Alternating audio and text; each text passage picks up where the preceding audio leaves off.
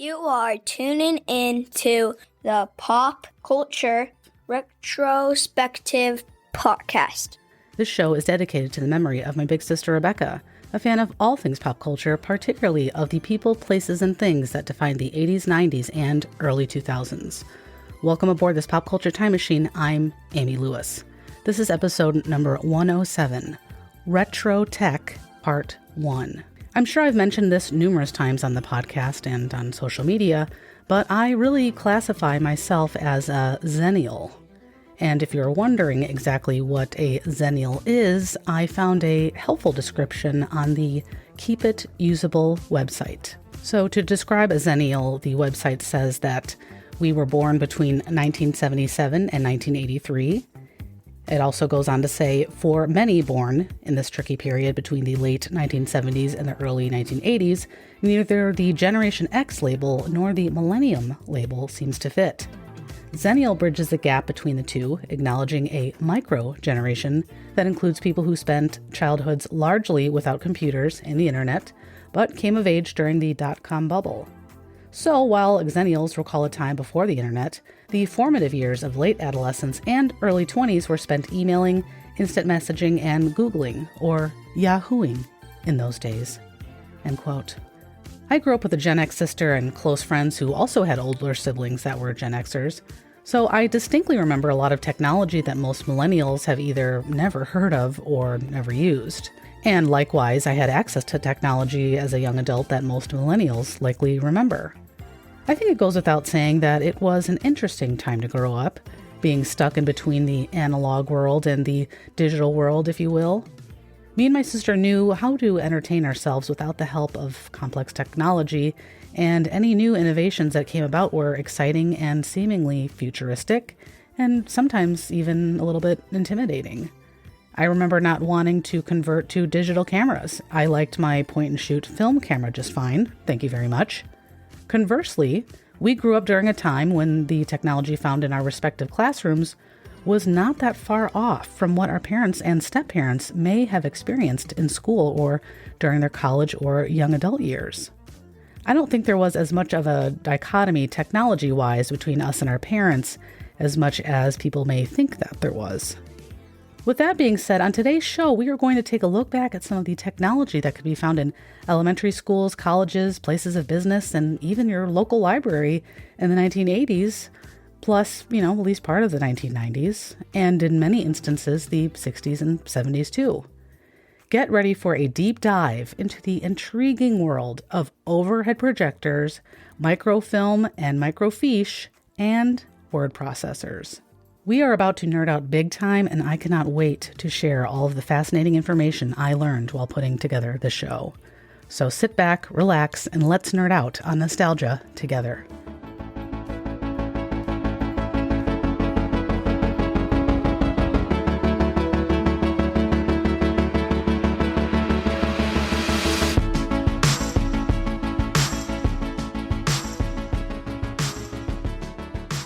We begin our journey to a different time of technology with the overhead projector. What is an overhead projector, you ask? Well, I'm so glad that you did. An overhead projector was described in perfect detail on the empowered.com website. The website said, quote, "Just imagine the yellow glow of the room. A chorus of graphite scratching, scribbling feverishly, immortalizing the most semi-permanent of ideas. The buzz of a fan, the warm glow of incandescent light shining through the grates, erecting broken towers on the Berber carpet beneath. At the front of the room, a face washed in light stares intently into the magic brown box. Thanks to one simple invention, the screen behind the figure becomes a shadow play of equations and ideas for all the class to see." And then they broke it down into the parts that are needed to have an overhead projector. The first being a light source. A lamp or bulb pushes light up and into that which the presenter writes. A glass surface. A transparent surface allows the presenter to write or place various transparent or translucent overheads on it for projection. A condenser. This piece shrinks the focus area of the image so that it may be projected through the much smaller lens and mirror. A mirror. Playing a vital role, The mirror both folds the image toward the screen and flips the image so that it projects in the same direction as the presenter sees it. And finally, a focus lens. Our lens allows the presenter to manually focus the image as it blows the graphic up for display at the front of the room. End quote. Definitely a great resource about overhead projectors, if you can believe that. That was really fun to read. I'll put a link to that article in the show notes. Anyways, believe it or not, the overhead projector dates back to the mid-1600s. References to a device that could reflect someone's writings or drawings appeared in early engravings. In 1659, a Dutch scientist named Christian Huygens allegedly created a unique device referred to as a magic lantern. Apparently, he used it to display an image of a skeleton. In the late 1600s, Johann Zahn, say that 10 times fast, used a projection device to help teach medical students.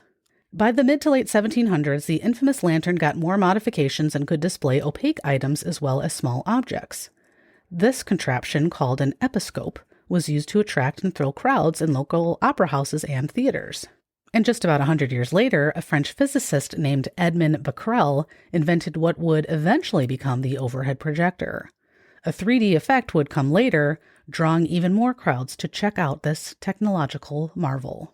Flash forward a few decades, and in 1930, the military started using overhead projectors for their classrooms. It helped with training future soldiers. The 1960s saw a huge boom with overhead projectors. 3M, based in Minnesota, took the reins on this reflective glass box, and the rest is history. And in case you didn't know, 3M stands for Minnesota Mining and Manufacturing, which is not even remotely close to what I thought that stood for. Anyways, federal grants were being given to school districts across the country with the hope of purchasing overhead projectors and other equipment to make classrooms more progressive and future-focused. Remember, in the years following World War II, there was a lot of economic growth. Families were having more children, and the United States really wanted to be on the cutting edge. And what better way to do that than with an overhead projector? You know what I mean? Nothing says the future is here like an overhead projector, okay? Anyways, the 3M company also created transparencies, which were see-through pieces of paper that could be typed on or written on with a dry erase marker. I looked up what exactly transparencies are made of because I have a lot of free time and I'm a dork. Actually, I don't have a lot of free time, but I am a dork. First, they were made out of celluloid acetate. Yikes. But more recent versions are made out of polyester film. Transparencies often came with projectors and textbooks. Sometimes they had information already printed on them. I imagine teachers must have rejoiced in the amount of time that they would save by using projectors instead of writing things word for word on a chalkboard. And as nostalgic as I am for my childhood on a constant basis, I can't say that I miss the sound or smell of chalk writing on a chalkboard or the dust that came along with it. And it's just, really messy. So overhead's certainly much cleaner thing to utilize when you're teaching. By 1965, 100,000 overhead units were sold in the United States alone. By 1985, 95% of American classrooms had an overhead projector. To shine, especially when you match our high-quality LCD panels with the power and reliability of 3M overhead projectors. We offer the widest range of overhead projectors in the industry, from standard models that deliver the performance and reliability you expect from 3M, to portable models that make taking your show on the road as easy as 1, 2, 3, to high-performance models designed to get the most out of LCD panels, like the Model 9850. At 11,000 lumens, it's the world's brightest overhead projector and the best choice for maximum LCD panel performance. Whatever the situation, 3M overhead projectors provide a bright solution. This resulted in $5 billion per year in earnings for the companies that developed these products. However, by the late 1980s, a computer-based program called PowerPoint, hate PowerPoint, started to take over the projector market, spelling the beginning of the end for overhead projectors. PowerPoint was created by two software engineers at a short-lived company named Forethought, and was later acquired by Microsoft, becoming, a staple with each version of Windows. Windows. It just screams 1990s, Microsoft's fifth floor. Ladies' modems, children's shareware, and our bridal peripheral salon. Wow. Taskbars and email and shortcuts, oh my. Taskbars and email and shortcuts, oh my. Taskbars and email and shortcuts, oh my. Taskbars and email and shortcuts, oh my. Well, yeah. The Wicked Witch of Windows 95. Okay, Myra, I'll get back to you, darling. All right, bye-bye. I heard that, and you are? This is Jennifer Aniston. I'm Matthew Perry. We're here to see Mr. Bill Gates about a possible starring role in the video guide to Microsoft Windows 95. He's out right now, honey, but you can wait in his office. Out? Out? Out! But in his absence, he asked... And following PowerPoint and computers, of course, there were document cameras, LCD projectors, and smartboards. But, I think all of those, honestly, were in some ways inspired by the overhead projector. You know what I mean? Got to give credit where credit's due. Despite the PowerPoint takeover, it took a while for the school district that me and my sister attended as kids to jump on the bandwagon. Overhead projectors were a staple for us all through elementary school, middle school, and high school. I don't even think I really knew what PowerPoint was, at least that I can remember, until I was probably in college, and it was used all of the time then. Side note, I create a lot of, worst case scenarios in my head, like, driving across country and the only option of music to listen to is country. That's just terrifying for me. If you like country music, that's wonderful. I am just not a fan.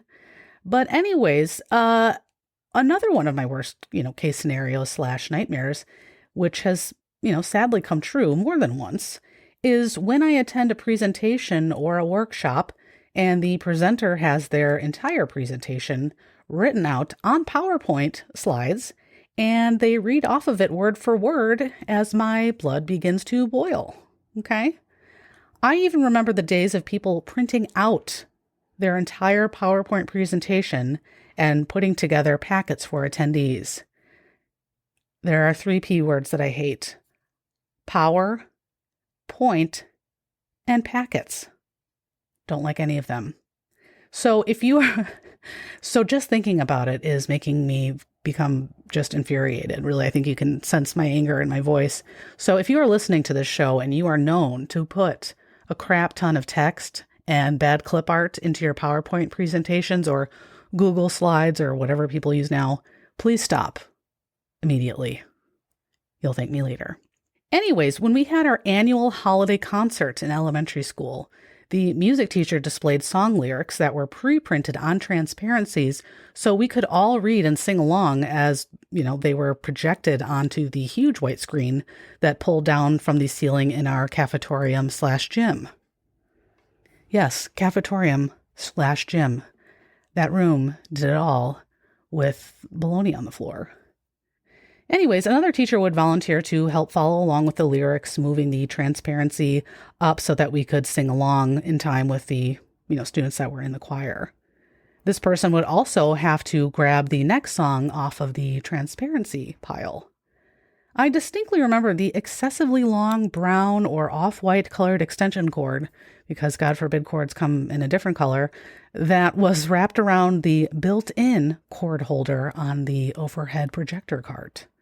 I also remember teachers reminding us to watch our step whenever we walked near the projector so as not to trip over the cord running to whatever outlet was the closest. Now, keep in mind that during the 80s and 90s, classrooms didn't have a ton of outlets like they do now. And also keep in mind that the cords connected to the overhead projector looked like something out of the turn of the century. I wonder how many sparks flew out of sockets and fuses were blown as a result of this dated wiring and, hot light bulbs associated with the projectors. And we may never know the answer to these questions, but the sketchy-looking cords are one of the first things I thought about when I added the overhead projector to the list for this episode. I can't say that I have a ton of really specific memories about middle school. However, there is one teacher that I remember for some reason. I believe she was my, 7th grade social studies teacher, Anyways, I remember her asking my class if we had seen the first episode of a new show called Friends and how funny she thought it was. I also remember her getting in front of our entire class and strumming her guitar and singing the lyrics to One Tin Soldier as we all awkwardly sat and watched. To this day, Without looking it up, I remember a few lines of that song, and I only heard it that one time 30 years ago. Go ahead and cheat a neighbor. Go ahead and cheat a friend. Do it in the name of heaven. Justify it in the end. See? It's good stuff. And I also remember the bizarre noise that she would make whenever she would underline something on the overhead projector. We would always laugh, kind of an uneasy giggle, whenever she did that. The test that we'll be taking will be tomorrow. And then under tomorrow, after she finished writing the word tomorrow, she'd go, meow, and would underline it. Isn't that a good story? Meow. I remember that. That's really helpful information to remember. So if my former teacher is listening to this show, I will always remember that meow sign. So anyways, if you were to assume I tell this pointless story whenever a conversation about overheads comes up, you would be right. And that conversation happens about once every 7 to 9 years. So I've only told it a handful of times, and it's dumb. But anyways, I will never forget how often teachers were a few seconds late to class because the transparency machine wasn't working correctly or got jammed. By the time I started my career in education in 2010, overhead projectors were definitely a thing of the past. I distinctly remember the school district I worked for had a closet full of overhead projectors, and they had no idea what to do with them. And it felt wasteful for them to get thrown out, and they still worked and they were in great condition. But they took up so much space and were so heavy that they needed to go somewhere else. I can't remember where they ended up, but I imagine the process of moving them there was horrible and a pain in the butt. And that brings us to microfiche and microfilm. Microfiche was invented in 1839 for the purposes of safely storing microphotographs. At one time, microphotographs could only be viewed with an actual microscope, which I imagine was not a preferred method for reviewing more than just a few photos at a time. And I found a really interesting article in EdTech magazine that talked a lot about microfiche and microphotographs. And they described both of those items in an article. They said, quote, "Let's start with the basics. Encyclopedia Britannica defines a microform as a reproduction of printed matter or other graphic material in a much reduced size, which can then be re-enlarged by an optical apparatus for reading. A microfiche is a sheet or card of microfilm, the same stuff used to make Kodak carousel slides, that has display text at the top, allowing you to know what you are looking at. To view the microfiche, users put it into the microfiche reader, which looks like an old computer containing a slot with wheels where the film card or sheet is inserted." And they referenced a Boston.com article that described this process. Quote, "To use the microform viewer, patrons turned on the machine, inserted the film into the first wheel, guided the film under the glass covering the stage and into a second wheel, and then turned the wheel to make sure the film was entered correctly. Patrons use the buttons in front of the stage to move through the film." That sounds very complicated. By the 1920s, microfiche became sort of mainstream, and it continued to help preserve important documents in an inexpensive way. Further, the process helped ensure documents did not get damaged or turn yellow like other preservation methods. And if you have ever used a photo album with sticky pages, you know exactly what I'm talking about. I have probably hundreds of photos that cannot be removed from these impractical albums, which is being nice, which often had pages that turned yellow, but then also damaged the photos, and the inability to remove a photo out of it without it bending severely, or even worse, maybe ripping it. Okay? They suck. 80s photo albums were so much more antiquated than I imagine most people realize or maybe even remember. By the 1930s, libraries started to understand that having enough space for archives was a huge undertaking, and it was hard to determine exactly how much space would be needed in the first place. Microfiche was praised during this time because it significantly reduced the amount of space needed to preserve documents, photos, articles, and the like. After World War II, the use of microfiche took off. By the 1970s, information and news was becoming more readily available, so colleges and universities across the country needed to find a more effective way to store their archives.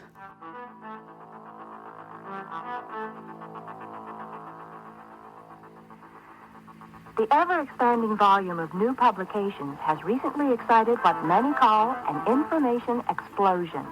Libraries continually seek efficient ways to cope with the publication boom and the intensified need to catalog, retrieve, and disseminate materials. Speed and ease in managing the great volume of publications has been aided by using micrographics, the system of reducing information to microforms. Fun fact. Did you know that Harvard was the first university to use Microfiche? Yeah, they were. They're pretty smart over there. The machines that read the Microfiche looked like oversized microscopes with large matte screens. Boston University, for example, used to have 12 Microfiche machines, and there were often lines of students waiting to use them, especially in the 70s and 80s. Maybe even into the 90s just a little. One gentleman who contributed to the Boston.com article I've been mentioning was the former night staff for the Microform and Current Periodicals department there. Can you imagine having that job? I feel so bored and tired just thinking about it, okay? First of all, working overnight takes a special person, and I really mean that. I did do some overnight shifts here and there a long time ago, and that was very, very difficult. I can't even imagine doing that now. And his department was located of the basement of the library to boot. And on top of that, the smell of some of those old documents must have made for a challenging work shift. Oh, and did I mention that the lighting in most of the Microfiche areas were often dim to make it easier for users to see the documents? Yeah. So let's review. Working overnights in a dimly lit and probably musty and moldy basement, surrounded by Microfiche machines and probably a crap ton of wood paneling. No thanks. Oh, and how much do you want to bet that people chain smoked while using the Microfiche? Studying and cigarettes go really well together, especially when you're in college, okay? Also, this employee noted that at one time, Boston University had a staff of 40 students who rotated through the microfilm and periodicals department, and they were really bored. Now they are maybe one or two, also bored. Anyways, I remember walking past the Microfiche machine in our local library. I don't remember it being in the basement, but perhaps as Microfiche machines were phased out, our local library decided to move the last remaining device to a more common and easily accessible area. This was during the time when our library still looked like something out of the 1960s, just like my college library. I swear to God, every library and college campus looked like the 1960s threw up on them until the internet and social media became mainstream and outdated facilities would be ripped apart online if they shared photos of their outdated spaces.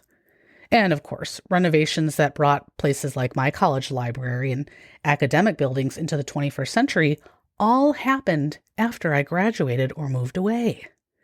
P.S.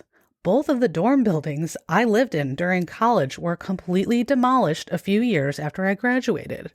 Okay? I've been out of college for a while, but not that long, my goodness. P.P.S.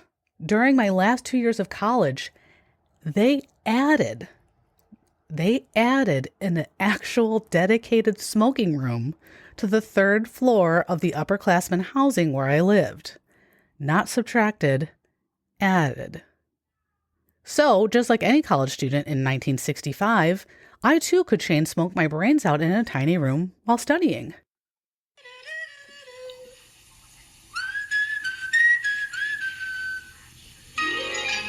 What could be more refreshing than Newport menthol cigarettes? Newport refreshes while you smoke, because only Newport has a fine white filter, menthol and mint, and a blend of great tasting tobaccos. Clean, cool pleasure you won't find in any other cigarette. Newport smokes fresher. Ah, but wait, it was actually the early 2000s. Again, my college was like the 1960s, but no cell phones, no social media, so it's not like anybody was posting photos of, here I am chain smoking in the smoking room, hashtag I ain't gonna quit, okay? Anyways, but feeling like the college was stuck in the 60s didn't bother me at all, because when I learned we were getting a smoking room, I was ecstatic. I'm not kidding, I was a smoker for most of my young adult life, which is just horrifying, but I had already burned a hole in my favorite gloves due to my wintertime smoking. True story. So the thought of having a dedicated room sounded amazing. And when my upperclassman dorm was demolished, the smoking room too went down with a ship. A room filled with smoke went down to dust and ashes. What an interesting coincidence.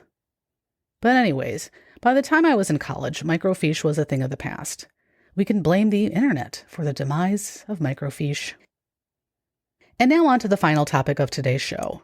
I have 2 words for you: word and processor. These devices came out of a need from writers to have something to compose their stories on, something that could do more than a typewriter. However, our story does in fact start with the typewriter.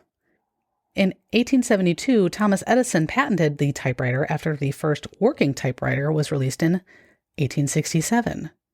A few decades later, in the 1930s, IBM introduced the Electromatic, love that name, which had undergone some revisions, making it easier and faster to type on. Businesses would soon catch on. Later, the M. Schultz Company introduced the automatic or repetitive typer. It could store information on the machine which could be accessed at a later time. Further, this version could make copies without the help of a separate device like carbon paper, a photocopy machine, etc. Later models could print even faster, and editing was easy without having to retype the whole document. IBM introduced the MAG card in 1969, and this innovation made word processing more readily available to the general public and businesses. In 1972, Lexitron and Linolex were winning the race as they created their own word processing device, but it had a video screen to display what was being typed. Information was stored on a cassette tape, and users could hold off on printing until they were ready to do so. Everybody used to work here very late. No more. Because of this. It is TV. This typewriter. It's Lanier's Easy One. Lanier's new Easy One work processor. Now it's so easy to zip out accurate reports, memos, letters. Easy to maintain lists. Easy for your total business to perform like it should. But will it do Windows? The new Easy One from Lanier. We make your good people even better. Just 1 year later, a company called Videx started using the IBM-developed floppy disk for storage. These early disks could hold 80 to 100 pages of documents compared to the 1 to 2 pages of earlier models. The helpful thing about floppy disks was that they allowed software programs to be stored on them instead of having to be hardwired. It made it much easier and economical to update software on word processors. In contrast, a typewriter could save work, but memory was often stored on a separate component, and it was quite large, almost the size of a kitchen trash can. The MAG card 2 was released in 1975, and it cost $11,500 at the time, which is roughly $68,000 in today's money. In 1976, IBM controlled 80% of the market for word processors. But that all changed just a year later when a company named Lanier introduced the No Problem word processor. How goofy is that name? And this company, their No Problem word processor, held the top spot for word processor sales. During the mid to late 1980s, special features like spell check, mailing list programs, and the ability to have more than one document open at a time were now available on these machines. Even when computers came along, their most popular use was for word processing. And it was the computer which ultimately led to the demise of the word processor too. God, computers ruined everything. In 2009, just 2 companies made word processors. But again, to kind of go back to that kind of intersection of analog and digital technology, when we were in the process of getting our first computer in the early 1990s, or a home computer, we were actually debating, should we get a word processor or should we get a computer? Because I don't think we knew anybody that had a computer, or they didn't have one for very long and couldn't really tell us much about it. So my mom was debating about what to do. So we were, going back and forth between a word processor and a computer. And thankfully the computer won out, and that thing was huge and weighed 1 million pounds, but we really loved it and were very excited to have it. In speaking with my parents about this technology, they mentioned that they too came into contact with overhead projectors, microfiche, and even the occasional word processor, especially during college. And I know they definitely used typewriters quite a lot too. And I find it really fascinating as me and my sister grew up in the 80s and 90s, and my parents, for the most part, grew up in the 50s and 60s, yet some of the technology wasn't that drastically different. Although, they never did get to experience the joy of computer lab day and playing Oregon Trail on an Apple IIe computer. It's really unfortunate.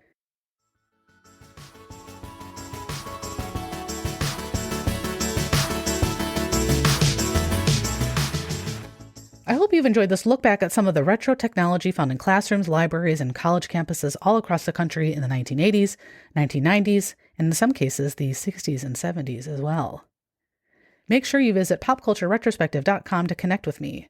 Here you can find links to blog posts, guest profiles, leave a review, which I haven't had a review in a very long time. There's a decent amount of them, but if anybody wants to leave a review, that'd be fantastic. And you can also shop for Pop Culture Retrospective podcast merchandise, which I always forget to tell people. And please also be sure to email me or leave me a message on my website about any favorite memories of the show or favorite episodes you have. We are slowly coming up on the 5th anniversary of the podcast, and I always love connecting with listeners. I hope you will join me for my next episode, where we will take a look at another fascinating facet of the 80s, 90s, and early 2000s in memory of my sister. Until then, be kind, be safe, and hold on to your memories. Thank you for tuning into my mama's podcast and the memories of Auntie Rebecca.